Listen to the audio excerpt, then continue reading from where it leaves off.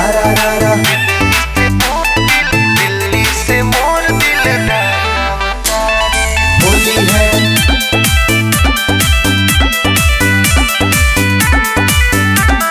सारा रारा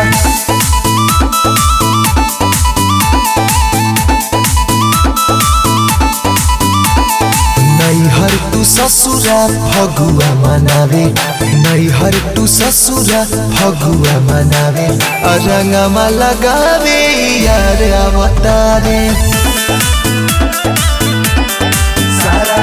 रंगमा लगावे यार अवतारे। खुशबानी बड़ी दिलदार अवतारे, कि खुशबानी बड़ी दिलदार अवतारे, रंगमा लगावे यार अवतारे। दिल्ली से मोर दिलदार अवतारे, दिल्ली से मोर दिलदार दिल्ली से मोर दिलदार बाय अमित आर्या।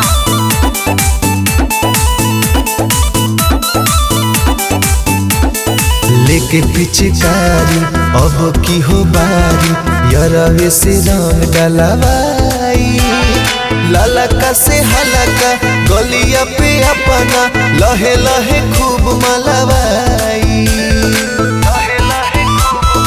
ए सखी लेके पिचकारी अब की हो बारी, यरवे से रंग डलवाई, ललका से हलका गोलिया पे अपना लहे लहे खूब मलवाई।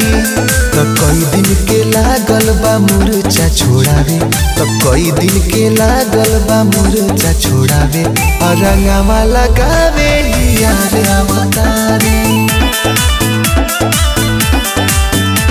तो दिल्ली से मोर दिलदार अवतारे।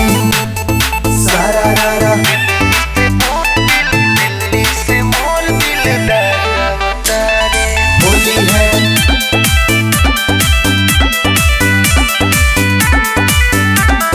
सारा रारा